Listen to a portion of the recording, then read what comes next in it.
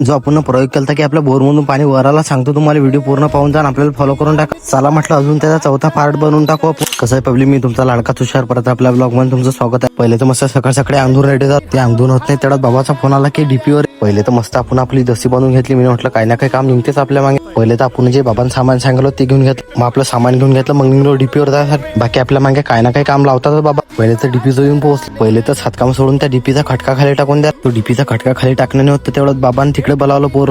आणि मेन विषय म्हणजे डीपीत प्रॉब्लेम होता. आज लाईनवाल्यानं वरून लाईन उलटी सोडली होती म्हणून हे मोटर चालू नव्हत्या. मग तर म्हटलं आपल्या बाबाला आपल्या काकाला त्याचं काम करू दे, आपण चला सावलीत बसून. तरी तर पहिले ते जोडजाड करून घेतलं, मग निघलो घरी जायसाठी. तेवढ्यात घरी जाताना आपला विशाल भाऊ भेटला आपल्याला. म्हटलं त्याला त्याचं काम करू दे, आपण पहिले घरी चाल. मग तर म्हटलं आपण घरी चाललो, चला आपल्या बोरचं पाणी पाहुणे वाढलं की काय.